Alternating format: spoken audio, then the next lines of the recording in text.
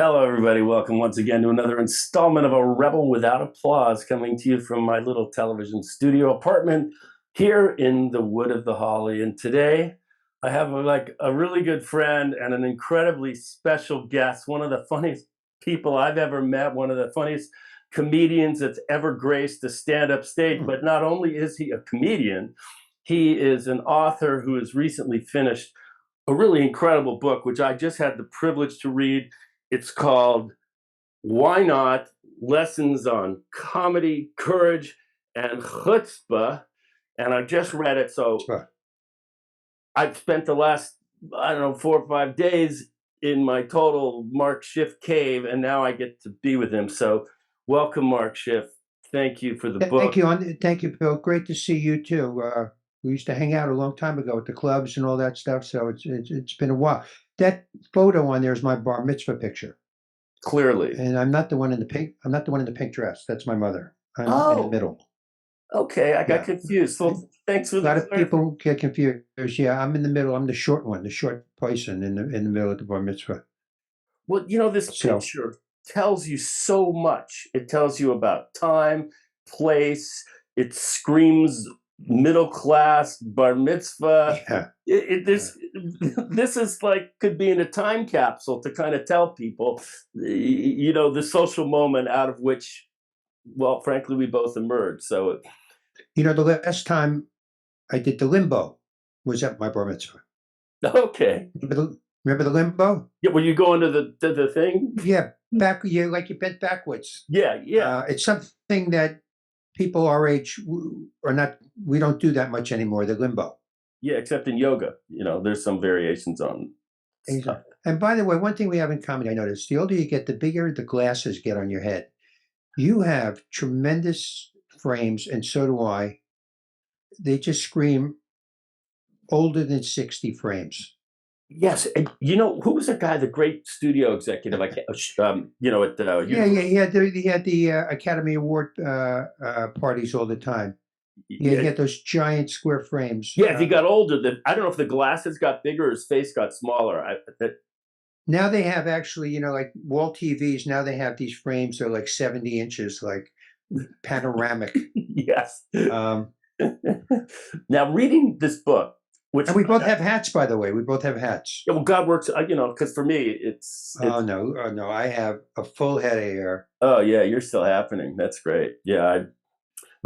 This is something I've lived with for decades. This stuff made it sex. Oh, I don't know.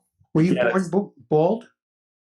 I was born bald, then hair grew in, and then sometime in my 20s, 30s, it made a gracious exit from my head. But I look at it positively because, frankly, my hair budget is zero.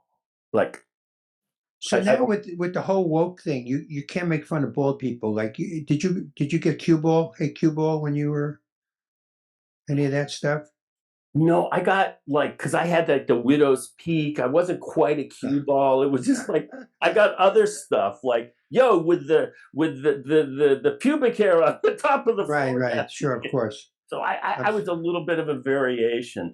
But reading the book, which I really loved, there was one image that just struck me so hard. And it was like if I was going to make a movie called Citizen Schiff, and they go, okay, well, what's the Rosebud moment?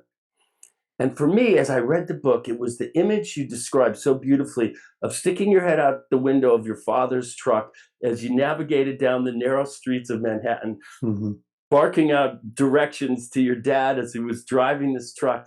And all I could see was this huge friggin' smile on Mark Schiff's face. It just made me, I'm going to use the Yiddish word, kvel, the whole thing. And I don't know, just respond because that was beautiful. Yeah. Well, those are some of the golden moments of my life was working with my dad. He was a truck driver in Manhattan and he also drove in New Jersey. And sometimes in the summer, I would go with him for a few weeks on the truck, sitting up really high, above all the cars. And I would help him maneuver these tiny little, 37th Street in Manhattan. Oh, God. And there's people double parked and triple parked, and he's got this giant trailer truck. It was quite extraordinary spending that time. We would go to, he'd get up early. We'd go to a place called the Munson Diner, actually. Uh-huh. 4:30 in the morning. We'd have breakfast together, and then we go to work. It was an amazing time, and I loved that time. It's very, I got kids, and spending separate time with with not everybody's together is very important.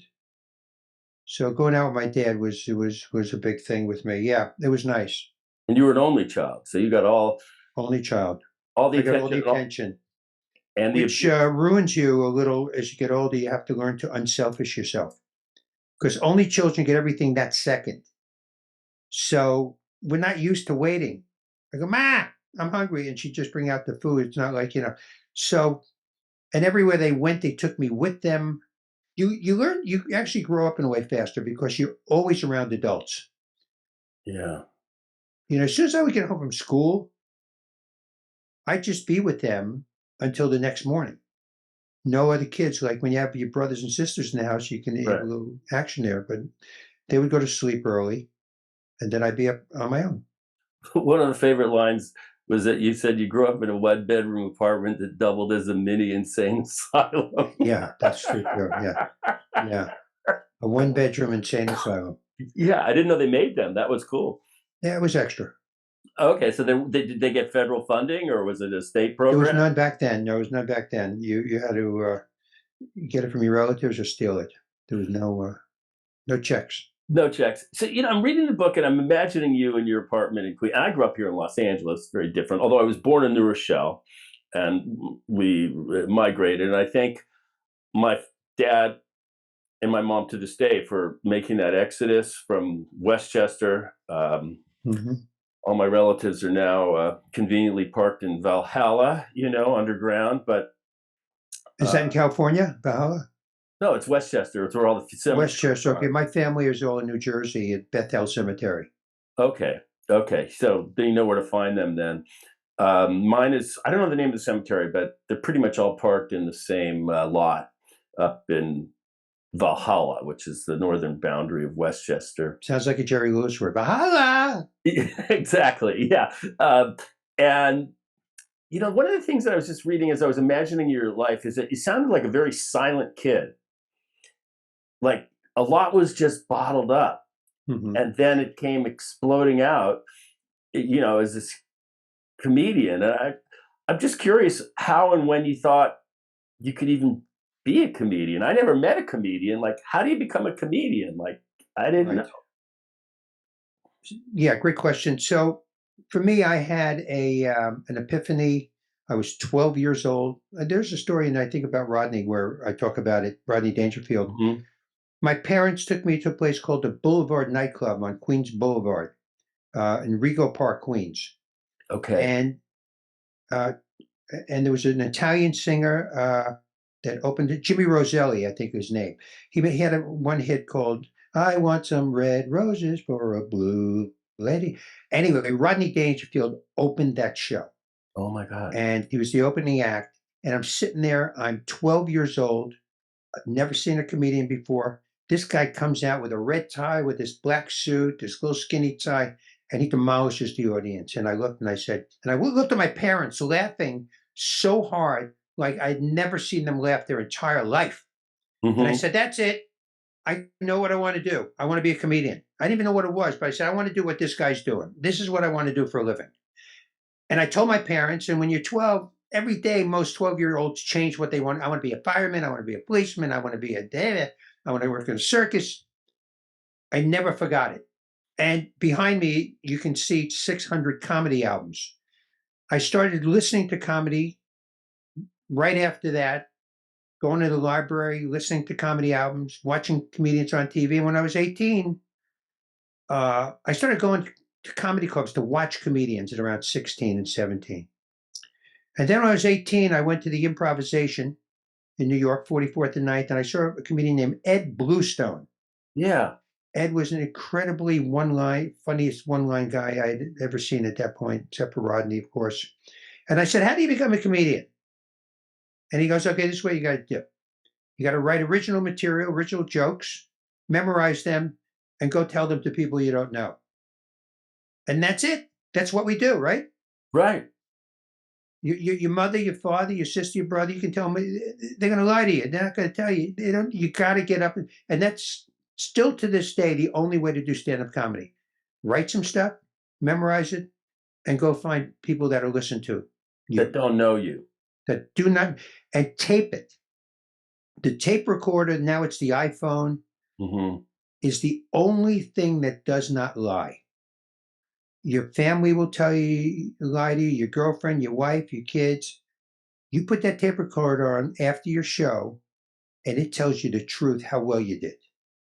It's like the accountant at the end of the year, or Yeah, taxes. It's that. it's dark. It's dark. It's no fun to record yourself as you're bombing. It's not fun. In the beginning, everybody bombs, Right. except for George Wallace. He never bombed. I had this conversation with George just recently, and I said, George, I remember seeing you when you were new. You just starting out. You always getting these laughs. You go, oh, I was great right from the beginning. Right from the beginning, I'm getting all these laughs. It's a crazy world. He just knew who he was, and he was able to do it. But the old, young white guys, Jewish guys, took us a long time. Jerry Seinfeld, it took a long time. Paul Reiser took time. Larry Miller, everybody took us a while. Quick question: when you saw Rodney, was he Rodney or was he Jack Roy? Rodney.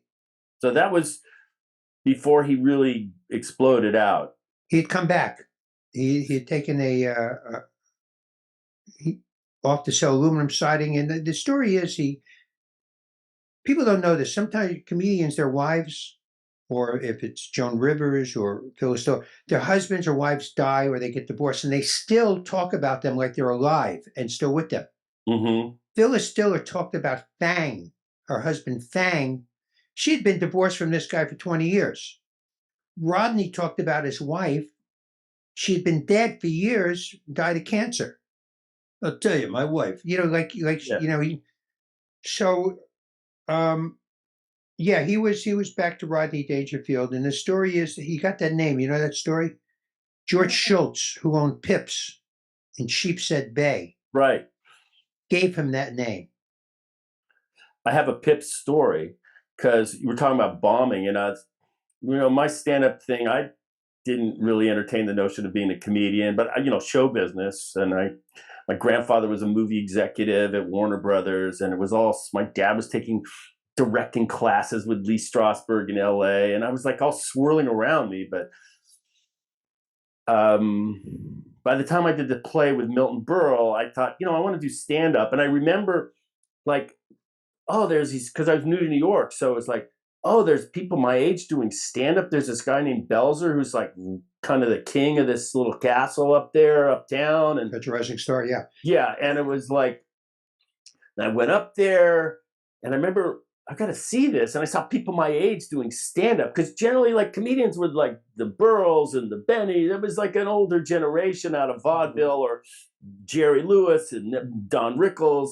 But I wasn't seeing people like my age, even Right. Brenner. And those guys are a little older, yeah. Richard Lewis, they're Sure. older. And I see this guy and he's got a funny chin. He's like a Michelin Man joke. I later learned he's a friend now with Steve Middleman. Right. And he Right. had a funny look, and he was doing it. I'm going, this guy's like my age. He's doing comedy. That started to think, well, then it's like 6 months just to get the courage to do it, or even longer. But so I'm just kicking around, bombing, trying to get on. I don't know anybody. And then finally, I heard there's a night at Pips, this place in Brooklyn out in Sheepshead Bay. I like the subway, and I get all the way out there, and I get on, and it's like the first set where it's like the jokes got laughs when they were supposed to. It was like, I don't know, maybe 7 or 8 minutes. I don't know how long, but I got off, and it was like, fuck, I'm a comedian. I'm screwed for the rest of my life. Right. But it was at Pips. It was Pips. Yeah.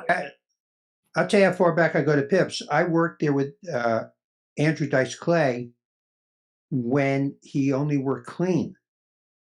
Oh my God. He didn't even curse at all. He just did Stallone and a couple of impressions. But Pips was. We used to take the subway out there, 2 hours to get out there. Yeah. You went through, and then the last show you'd be done around 1 in the morning. You got to get back on the subway for 2 hours. It was quite extraordinary. But it was another place to work out. There were good audiences, as I recall. Yeah, At least for the me. stage. I don't know if you remember this, but the stage was the worst in all comedy clubs. You were high up in the air. It was like looking into a pit. Yeah. The audience, they were all the way down. You were up like 3 feet above them. It was very strange. It wasn't the usual like foot and a half or so. You were 5 feet high. Wasn't that where Brenner kind of got his start? Brenner was George Schultz was very close to David Brenner. Yes, a Yeah. bunch of people, and yeah, that was the deal. And so you're kicking. And now I have another memory that I've shared with you before, but I'll share it with folks. Is that there was a little sort of stop on the humiliation trail of the comedy apprenticeship, and it was called the Old Triple Inn, and. Right.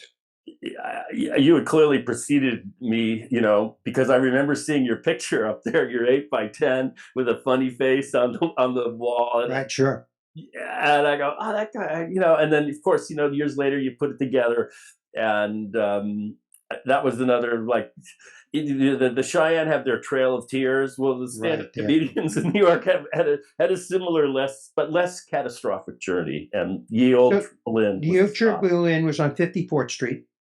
And it was right across the street from Studio 54. Oh. Literally diagonal to Studio 54.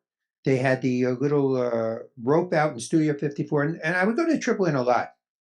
And I would see all these people lined up trying to get into Studio 54. And I never wanted to be part of that generation. Like, to be rejected for my face or because my shirt wasn't tight enough and they didn't let you in. And so I would go into the Triple Inn and we talked about bombing. One night I got off the stage at the Triple Inn. I think the guy's name was Kenny. He said to me, Mark, I want to talk to you. He goes, your material is shit and you have no personality. I said, that's pretty clear. That's And when you want to become a comedian, nothing stops you. So I went back the next night to get on stage again, and the next night after that. So there's a lot of deterrents that come your way when you're starting out as a comic, and you have to like F them. I don't care what you say. I know there's something in me that can do this. Here's the thing with artists. The courage precedes the talent because the artist knows that they have the talent, but nobody can see it yet. So you need courage in order to try to pull this out of you before you even know if you really, really have it. Right. That comes first. A lot of people think, oh, you just sit down and start playing piano, or you do. No. You gotta have this crazy belief. One night I was at Triple Inn with Gilbert Gottfried, and Gilbert used to do a routine about people that died in his arms.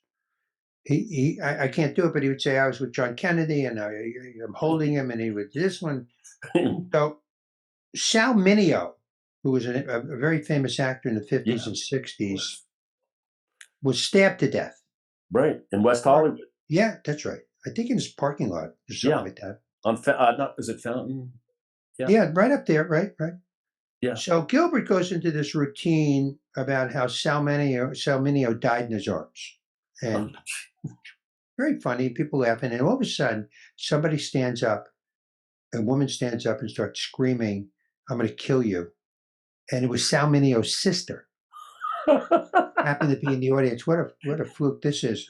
And he had just been murdered a couple weeks earlier, or a couple years earlier, and she was just getting out again. Yeah, whatever it was. It was, but anyway, they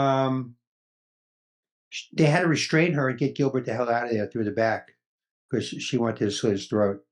Oh my God! So it would have been another murder. Another murder. So you talk about courage, and there's courage and chutzpah in your book, comedy, courage, and chutzpah. And I was just curious: is there a difference between courage and chutzpah? Can we parse the difference? I think it's pretty close. I think it's a, in my book, by the way, there used to be a thing, you don't have to be Jewish to enjoy Levy's rye bread. That was a commercial when I was growing up. You Right. don't have to be Jewish to enjoy my book. I put in, there's a lot of Yiddish words, and I have footnotes. Right. And the footnotes are generally attached to jokes too.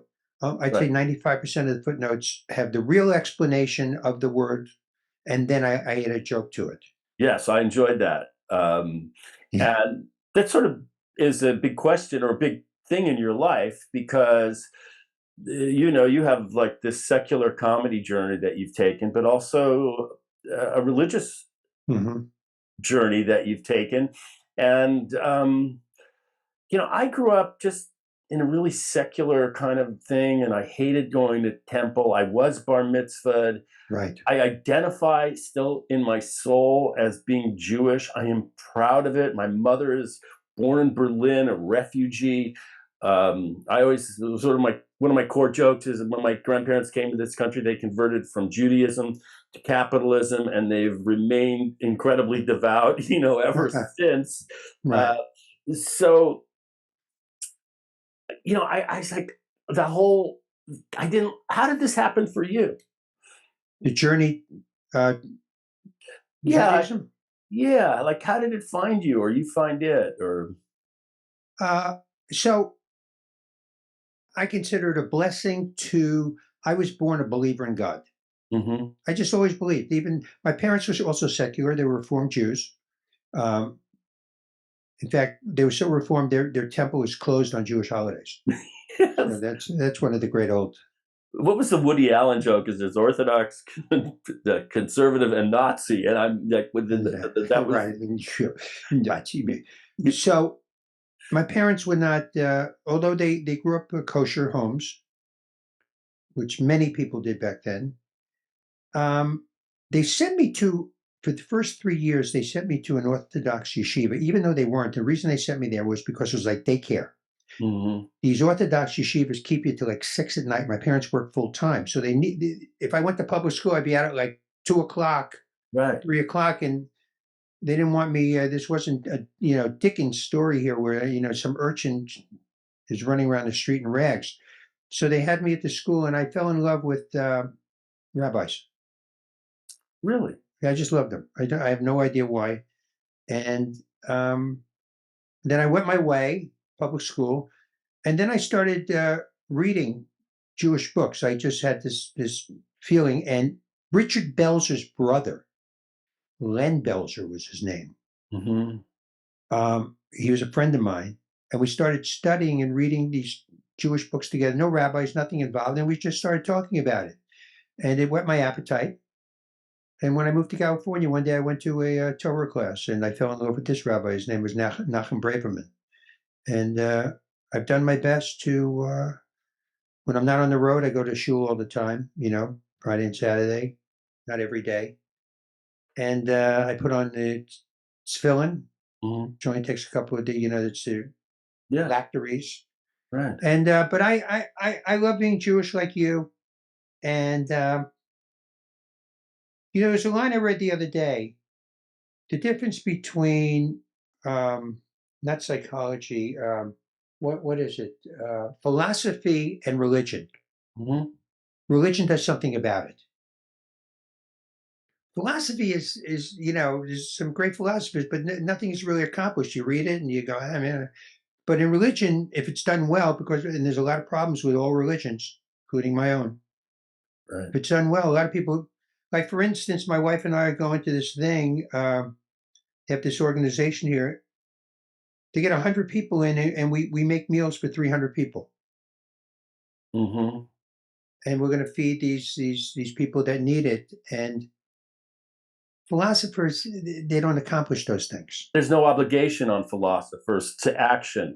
That's exactly, and that's the problem with New Wave religion. It's nice, but it's very. They don't tell you. You don't do things. You just climb into yourself and try to relax and Right. and make it a better world. How? What do you want me to do? Interestingly, you mentioned that because I've done a lot of studying about Gandhi, who was in many ways the greatest Christian that ever lived. Gandhi. What's that? Do you say Gandhi? Yes, I've read a lot about Gandhi Sure. in terms of, but Gandhi's religious philosophy compelled people to seek justice. Hmm. And that was sort of in the sutras or his yogic belief. And then you have the Yogananda, who's got the self-realization places here. Sure. And it's very attractive to a lot of white middle class, upper middle class, even wealthy people, because it offers a sort of spiritual guide, but without any real obligation to action. Right. Or to seek justice or fairness or remedial kind of mitzvah-like behavior. Hmm. And so when you just talked about that, it made me think about,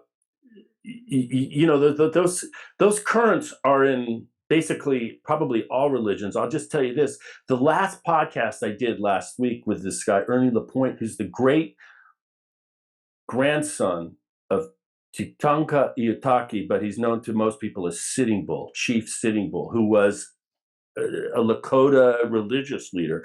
And as he was describing his belief system, which is, I feel like you're my close cousin, but talking to a Lakota person from South Dakota, that felt was new. But what he's talking about is what's fundamental to Lakota religious and spiritual belief is humor, which struck me because every photograph of an American Indian, he's like upset. But he just starts telling jokes and he's laughing. He's got a smile wider than my screen.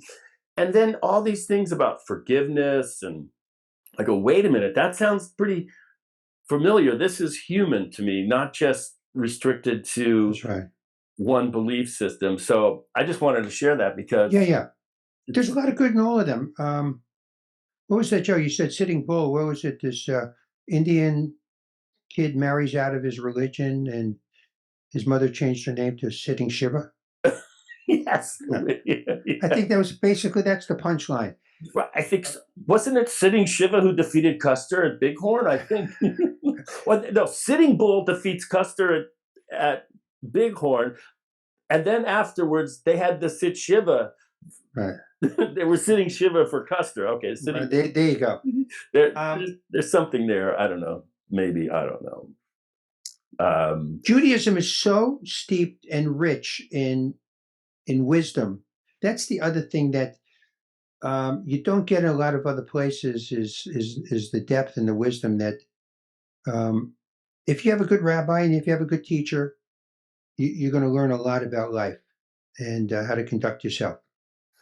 Now, I was reading in your book, too, there was a rabbi that was shared my last name, Kalmanson. I think he's pretty well known. He's a writer of some sort.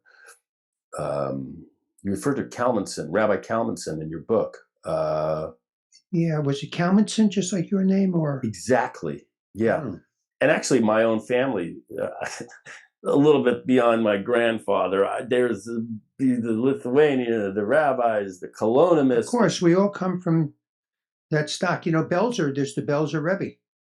Oh, so his brother was a rabbi. But the dynasty is very. So what was the story about the Kalmanson, the rabbi? Do you remember it all? It's in your book, and you just referred to him, and of course it jumped out at me because it's my own name. Sure. Let me see if I can find it here. Rabbi Kalmanson. That's you. Yeah. So not too late. You can become a rabbi. Yeah, it could be a rabbi. Here it is. One of the beauties of digital stuff is you can just go search, boom. Hopefully, that's right. Put it in the name, and then this gift was the book "Positivity Bias" by Mendel Kalmanson. Kalmanson. Okay, he's a Chabad rabbi. Right. What's her name? Gave it to me. Hyman. Viewing other people. Cheryl. Yeah. So the quote was, "Viewing other people through the lens of a good eye endows us with a certain degree of optimism." Mm-hmm. Yeah. So that book is incredible. Yeah. What it is the Rabbi Kalmanson took the Rebbe, the Lubavitcher Rebbe's writings, and turned them into stories about. I'll give you an example of how good these guys are. These rabbis. I was at this Shabbos dinner run by this Chabad rabbi, and I said to him, "I'm sorry I wasn't at synagogue this morning because I just came for lunch." I said, "I'm sorry, but the devil got me. I just couldn't get out of bed. And he looks at me and goes, no, you know what happened? You wrestled with the devil and eventually you won, and here you are at lunch. So he turned it into a positive story rather than I was just beaten into eventually I beat the guy. And here I am. I still showed up, even though I was 3 hours late. So that's what those guys do. They, turn, they're good. So There's a lot of Jewish stuff in the book because it's very meaningful. I didn't know how Jewish I was until I actually wrote the book. well, I was curious because you talk about how you were welcomed into the Torah Club, and I just thought to myself, the Torah Club, who books it? Can you put in a word for me? How do I get in? Is there an audition? They love funny people and these rabbis because most people have these, like you said, these jobs. They're accountants and lawyers and doctors and homemakers and all these wonderful things, but they never see a comedian in these classes. Right. I got the biggest laugh, by the way. I'm gonna tell you, it's hard. I'll explain it to you. And so one time, the mayor of Los Angeles is at a synagogue event, and he's taking questions, and they're asking him these very deep questions about nuclear bombs. Are you prepared that if they drop the bomb in Los Angeles, what's going to happen? And if poison gas is dropped, do we have places? And it's very, very depressing. And they said, any more questions? So I raised my hand and I said, hey, I have a question. Can you park at a broken meter without getting a ticket? And the place erupts because I went from nuclear holocaust to, I said, I'm confused. If I park at this meter and I try to put money in, it doesn't take it. And he looks at me, he goes, I don't know. The mayor, and he asked his assistant there, and the assistant goes, I don't know. I have to get back to you on that. Meanwhile, he's answering questions about nuclear bombs. He can't answer about a broken meter. The place erupted. It was just so. That's what makes a comedian. We pick these little moments when we find a nugget, and then it explodes if you do it. That was one of those moments. Seinfeld is, of course, a master. That's his whole thing, is the most innocuous little moments in our life.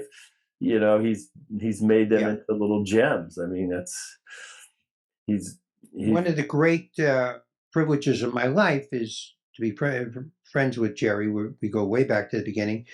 And we're on the road. I'm still on the road with him. We've been on the road for 20 years together. And I'll sit and watch him do a set, and he's always great.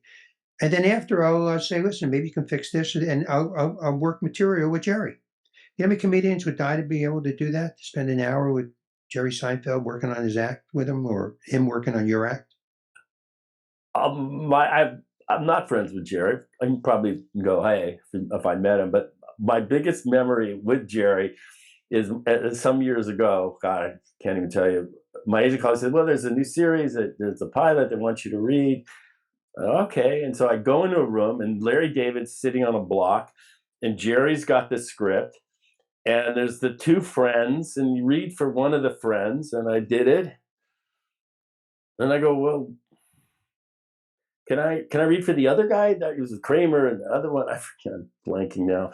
And sure, they were all friendly, and I was familiar, but they didn't really know me. And then I read it, and I walked out of there thinking to myself, that's going nowhere. Right. This 99.9%. No chance. Like the triple in guy to you. Nowhere. They didn't pick me, obviously, but the history is history. That's my. You probably would have been good, but it was a miracle the group that they ended up with. It was, and they also had a great. Brandon Tartikoff stuck with them. Nowadays it'd be flushed down the toilet after 4 episodes. Maybe not, but they don't really give people chances to breathe inside of shows anymore, in my view. It did not do well in the beginning, the first year. In fact, people didn't like the characters because they were so offish and not nice. None of those characters were really nice. Jerry brought me into Brandon Tartikoff, and I stole an idea for a pilot, and it didn't really go, but it was nice of him. every once in a while, when I ask him, he steps up. And like my book, he wrote the foreword Right. to my book, and it's a beautiful foreword. It's a beautiful thing, and I'm indebted to him. And then he tweeted about it, so it's all nice. They had some beautiful interactions in your book. And one of the things I want to add, I don't know if I said it in my introduction, but you're also a playwright. And Yes. you wrote a play. You had Larry Miller in it, I believe. And Yep. it's just a gorgeous story about Neil Simon coming to see your play. I just love that. It was one of the highlights of my life, and there's been a lot of highlights. So Larry Miller was the star of the play, and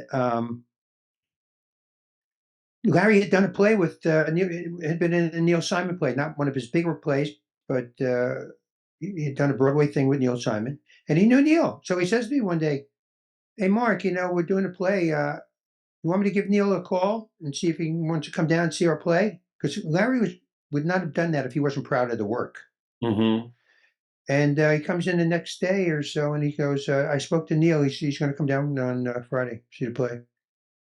I said, "Really? Neil Simon's coming?" Meanwhile, this was my first play. How many people write their first play and then Neil Simon? That's like having Shakespeare come down to your play. It's insane. It's enough to get your So first play even produced, let alone have it's unbelievable. Shakespeare visit you. So I got my little dog there. Excuse me. So Neil comes, and then I'll cut to the chase after I'm standing next to him, and he says to me, "You cannot make this any funnier." Coming from Neil Simon, that he's saying that this thing is so friggin' funny. And then he says, "Listen, this is the problem with it. Your ending is ambiguous. We don't know if he lives or dies. You have to let the audience, you have to, one way or another, let them know. You can't do this to the audience." Mm-hmm. And I thought about it, and then I went home. I rewrote the ending, and it started getting standing ovations. So Really? I thought, here I am. I just wrote a play, co-wrote a play with Neil Simon. Of course, he didn't co-write it, but he gave me this ending, his brilliance. He saw it, and he changed the ending of the play, and he was right. And it became HBO optioned it to make a movie, and it became a whole thing of itself. And Larry Miller was incredible. One thing about Neil Simon, he understands that everything you set up, you have to pay off. And, he just does that, I think, religiously in all his plays, most of which I've seen as movies. What That was a Chekhov thing. I think Anton Chekhov said, if you're going to show a gun, you better use it. Exactly. Because you can't just leave it sit there and not. So interesting about what you said. As Neil Simon matured as a writer, he did not tie up the ends like in the beginning. His earlier movies, it had this very neat, clean ending to it. And he said to me, he said to me, I read about him. He said, life doesn't end necessarily so clean with a perfect ending all the time. Those were his early plays. Later on, there was things that weren't so tied up, because he said that's really what life is about. Yeah, there was. I'm trying to think of like what would be a good example, from like Barefoot in the Park to Prisoner of Second Avenue. Can't even think. I'm just, of course, The Odd Couple. But there's something comforting when the guys get the girl, things are resolved in a way, and it's Right. almost like a way of saying, there's a God. He's looking after us. There's order in the world. Yeah, but that isn't really the way life is, right? No, it isn't. But sometimes the comfort of that allows us to just rest easy. I always think, well, people say, Bill, do you believe in God? I said, I believe in God. I'm not so hot on the Lord, but I'm into God. If I meet a beautiful woman and she sleeps with me, I thank God. Lord has nothing to do Thank with God. it.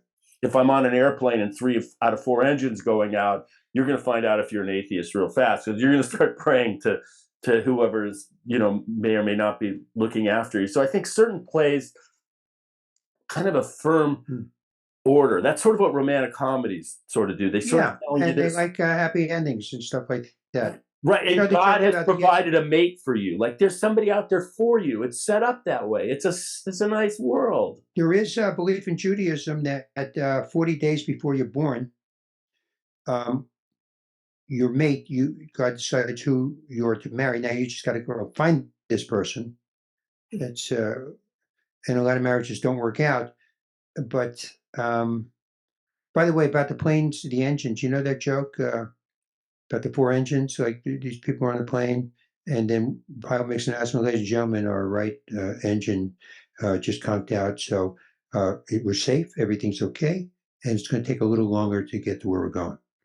Then about 5 minutes later, the pilot says, ladies and gentlemen, our left engine, one of the left engines just conked out. It's going to take a little longer to get to where we're going, but we're safe. Then he comes on again. He goes, ladies and gentlemen, the second engine on the right just conked out, and it's going to take even longer now, but we're safe. Then he comes on and he goes, ladies and gentlemen, our last engine just conked out. And this Jewish guy says to the guy next to him, oh, we're going to be up here all day.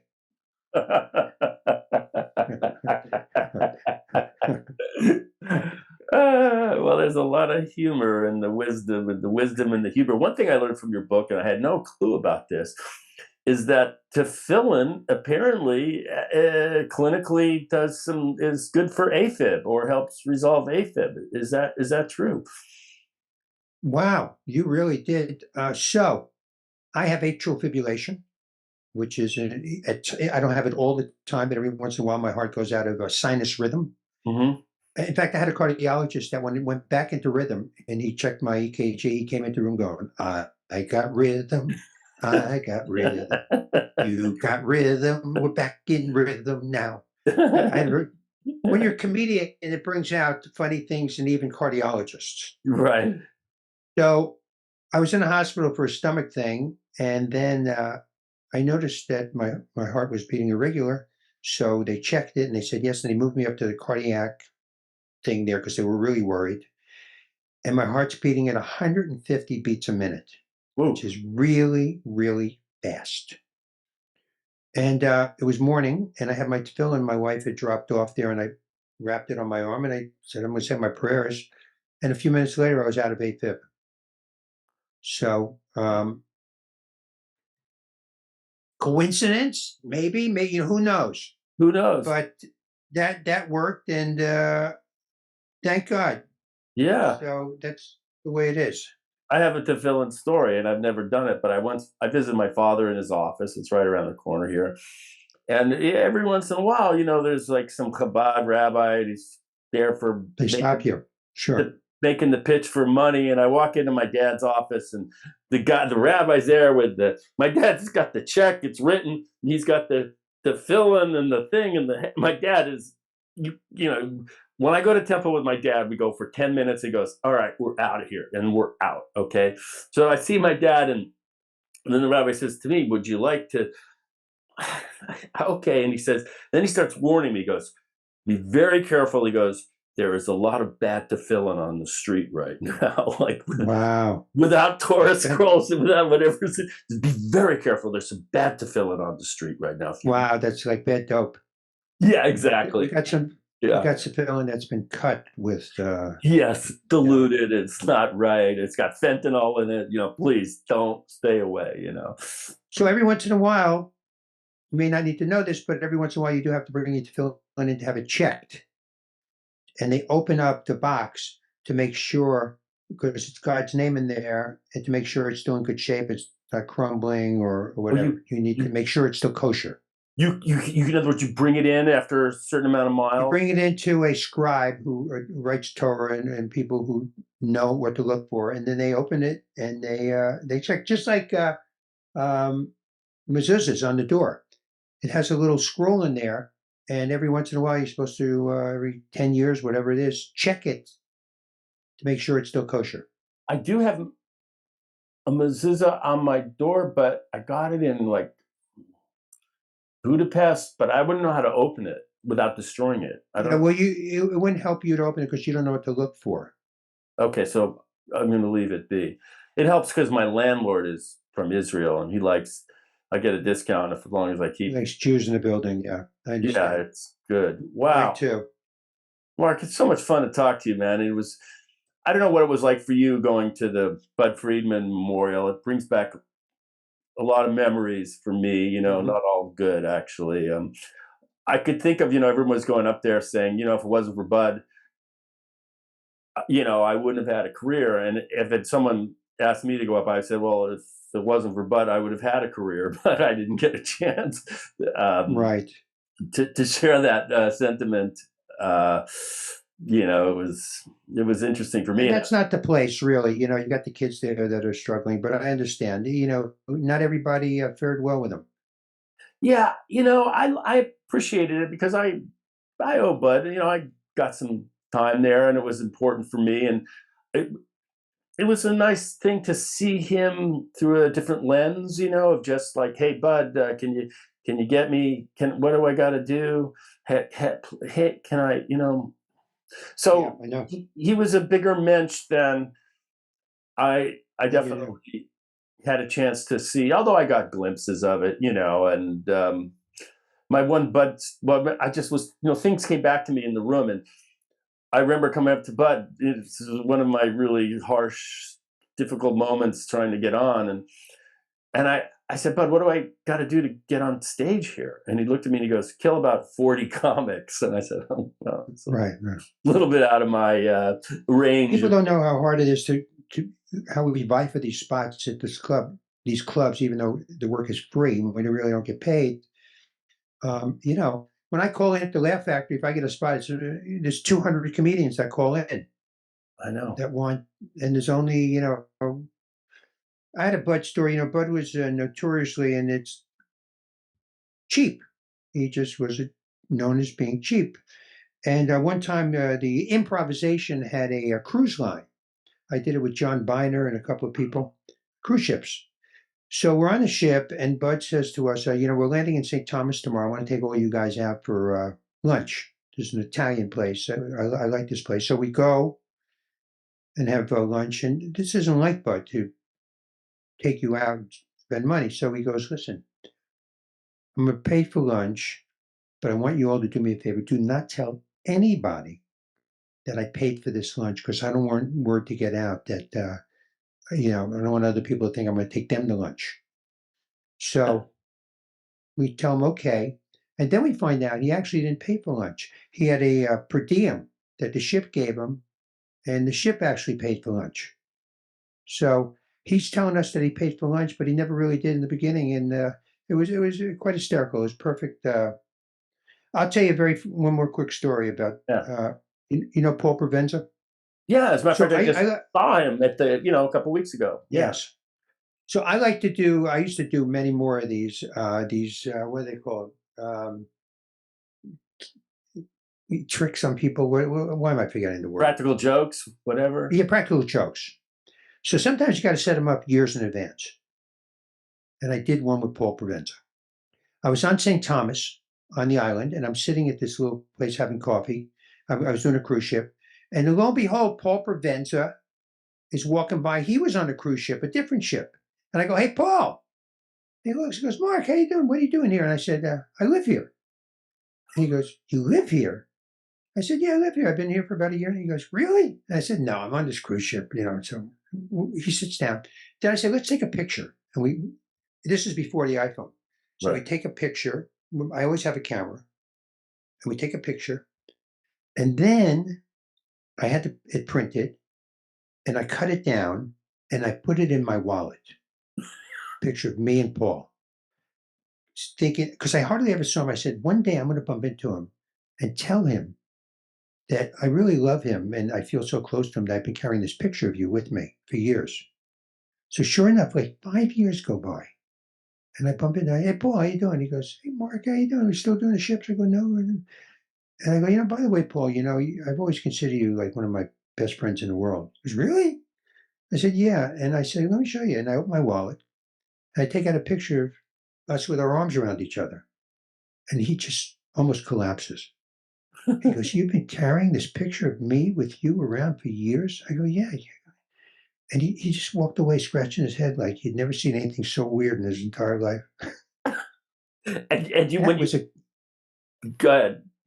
that was a good practical joke that took years to complete. And you prepped it knowing at some point that it would give you a moment. It would give me a few seconds where I could just blow his mind right out of the top of his head. Well, that's hilarious. I mean, be equal, like, what can I tell you? So that's what we do, Bill. We do. Well, you're one of That's my how we heroes. roll. Yeah, you're one of my heroes in many ways. And it started when Very sweet.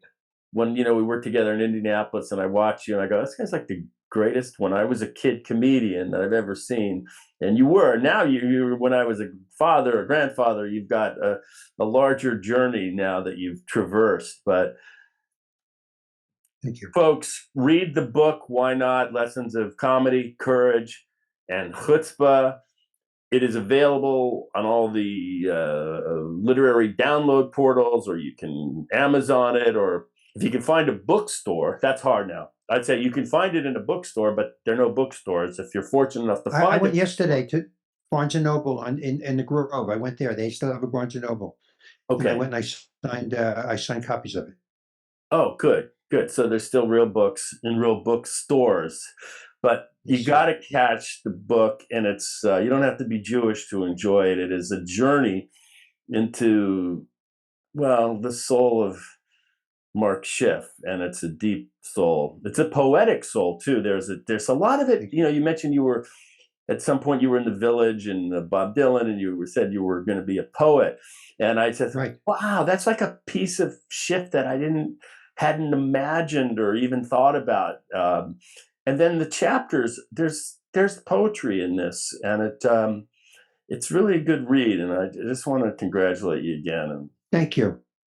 I'm so glad I bumped into you. Sorry we bumped into each other at a memorial, but look how kind Bud was. He put us back together. Yeah, it's a musical chairs. There's more as we get older. There's more and more memorials, so there's more and more opportunities to convene for us survivors. I'm reminded of like a game of musical chairs when I was in elementary school. So.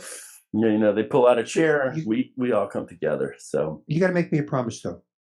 Tell me. That the next time I see you, and I'm going to make you the same promise, that your glass frames are not any bigger than they are now, and I will not get bigger ones. This is it. This is as far as we're going with this. Is large. Okay, because as our heads shrink, we might have to readjust to maintain the same proportions. Yeah, so let's not any bigger than this. You're going to look like we're going to look like cartoon characters. Magoos. We're going to look like Magoos, yeah. Mr. Magoo. Yeah, well, Mark, continued success and love, and it's just a beautiful story, and it's I really enjoyed it. So I wanted you to know that. And I'm going to end as I always do with my little namaste, shalom, and aloha. By that I mean namashaloha. Thanks to Mark Schiff. Check out the book. And folks, I'll see you on the other side.